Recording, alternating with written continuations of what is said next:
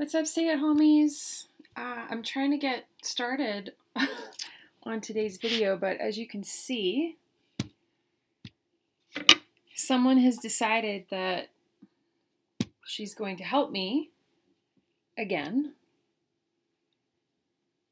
which is very adorable, but definitely makes things challenging. Here you go. Okay. You need all the attention. I understand. Here you go. So in honor of Gretchen, I've decided to add another color to my list. Distracted is how I'm feeling. I'm not gonna lie, I'm also feeling a little bit frustrated. She's very cute, but you know. So frustrated, distracted, I'm gonna do a little combo today.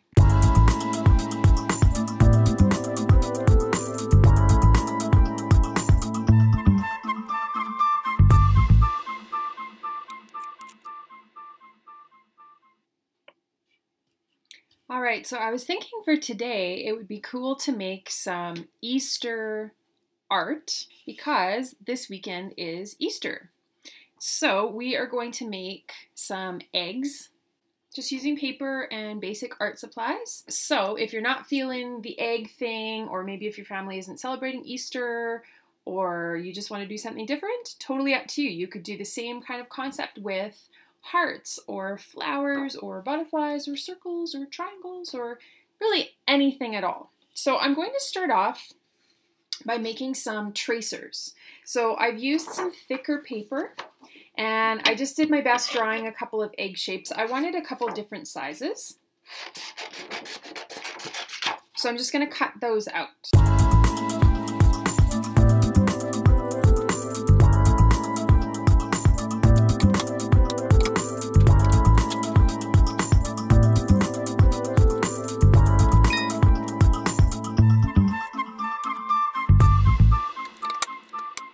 Okay, so my two egg tracers are cut out. Now the reason I wanted some tracers is so that I can make as many eggs as I want that are the same shape and same size. And so having a tracer makes it really easy to do that. So what I'm going to do next is take the tracers and trace them onto, I'm going to use white paper. If you have other colored paper that you want to use, that's cool. You could even use, like if you have fancy craft paper, you could use pattern paper. I'm going to use white paper because my next step after I have my egg shapes is that I'm going to decorate them and make them my very own. But of course, it's always up to you how you want to do it. Now, when you're using a tracer, something to keep in mind is you want to make sure that the tracer stays still the entire time. So you're going to hold it down, you're going to trace around it with probably a pencil is best, and just be really careful, take your time to make sure you go all the way around. Now, if I move my tracer around as I'm going, I won't end up with the egg shape, I'll end up with a weird wiggly wobbly kind of shape that might look kind of cool. I don't know, maybe give it a shot. I want an egg, so I'm going to really be careful and make sure that I'm holding it still the whole time.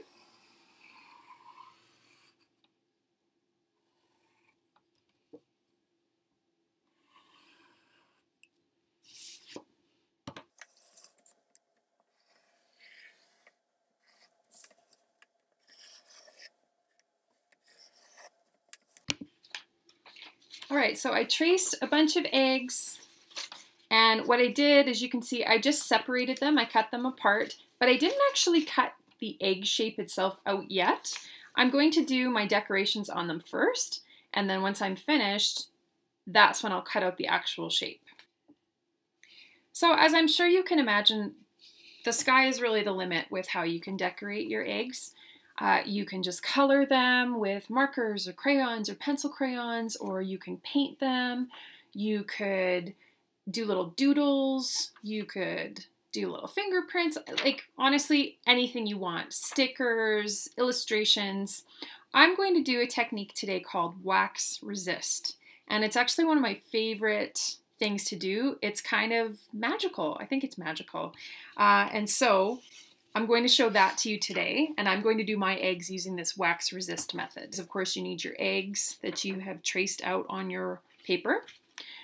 You need a white crayon and you need some paint. Like I've got my white crayon and I'm going to use the white crayon to make some kind of pattern or design on my egg. Now you might be thinking, hold on, if you use a white crayon on white paper, are you going to be able to see it? The answer is no. You won't really be able to see it, and that's actually what we want. So it is a little bit tricky because it's hard to see what you're doing as you go. So what I like to do is start off with an idea in my head, nothing too complicated, and I'm not trying to fill in too much of my space with white crayon. It's more of a simple pattern.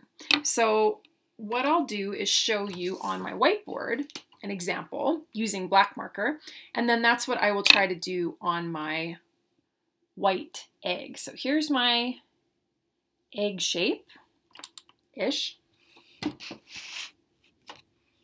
little bit wonky, that's okay. I'm going to do some stripes. So I'm just sort of doing like curved lines like that. So that's what I'm going to do on my paper.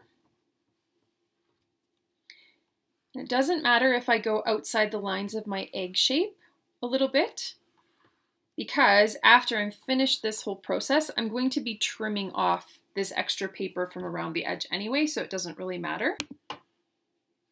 Now what I'm going to do is actually paint right over top of my egg. I'm going to cover the whole thing with paint, and you're going to see something really cool happen with the spots that I covered with the crayon. So I've just got my regular set of like watercolor paints here. That's probably your best option, watercolor or tempera paints. Acrylic will be too thick, so you won't want to use acrylic paint for this. All right, here we go. I'm ready for some magic. How about you? Just getting my paint ready.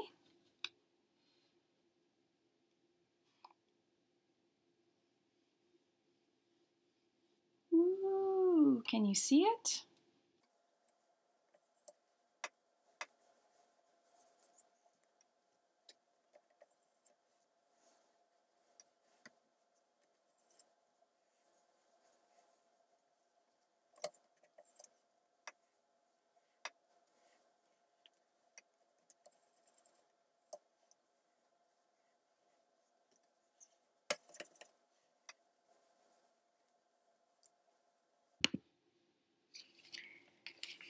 So what happens is the areas that I cover with my white crayon do not pick up the paint the same way that just the plain old paper does. So it's really kind of cool. Now, a little hint, you don't want to go over and over and over the crayon area with your paintbrush too many times, because it'll kind of wear the wax off of that part and then the effect won't work.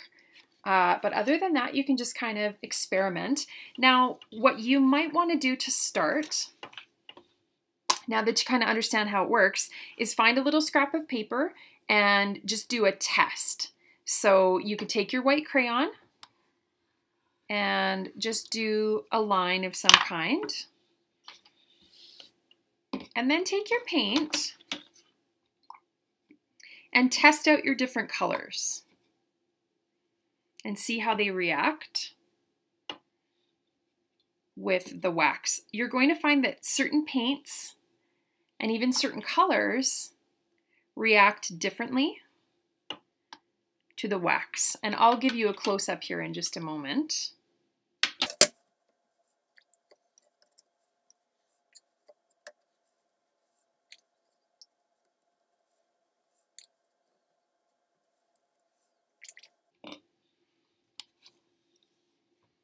Okay, so here's what I've learned with my test. Certain colors do a little bit better with this technique. So the orange works really well, the purple, brown, black work really well. I'm thinking with the green, the blue, and the red, I need them to be a little bit more watery. I don't want the paint to be quite as thick, so I'm going to do another little test here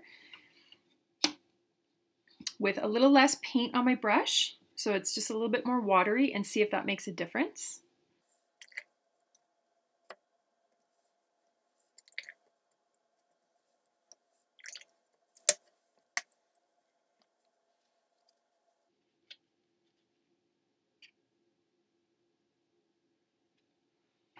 So now that I have a better idea of how my paints are going to behave with this technique, I'm ready. And here's the really great thing is you can just kind of experiment with it as you go.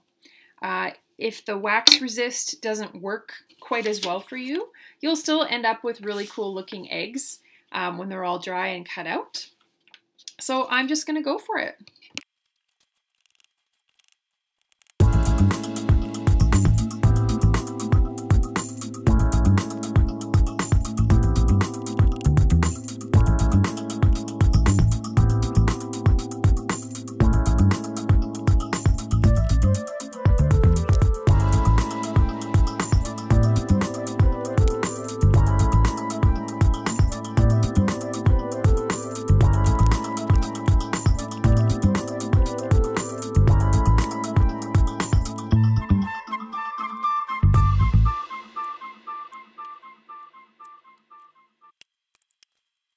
All right, so I've made a few eggs now. I'm going to let them dry completely. Then I'm going to come back and cut them out and show you how you can string them into a garland if you've got a little bit of string. So, see you in a bit.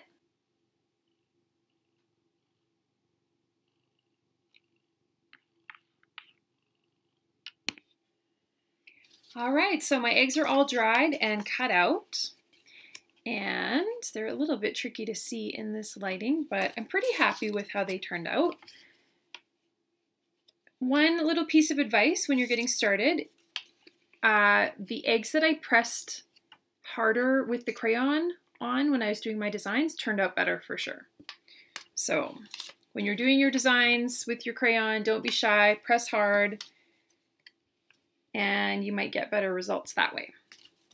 So I've got some yarn, or if you have some kind of string, that would work as well. If you would like to string these into a garland with me, you could also just put them up wherever, or you could even like put them on maybe the table if you're having a special meal together with your family, just brighten things up a little bit. I'm going to make a little garland using a hole punch and a little bit of yarn.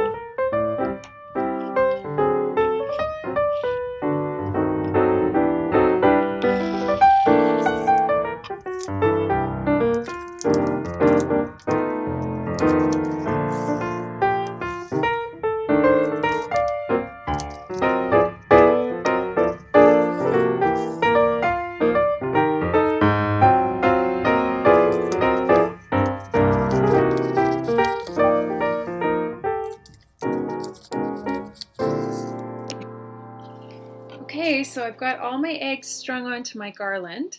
Now what I could do is ask an adult or maybe an older sibling or somebody in my house to help me find a good spot to hang this up. Now once I have it hanging up, then I can spread the eggs out however I would like. If I want a little bit of space in between them like I have right here, or if I want them all close together like over here, you can kind of decide how you want it to look. So, happy Easter! That's it for me today. Until next time, be brave, be kind, and wash your hands. Bye.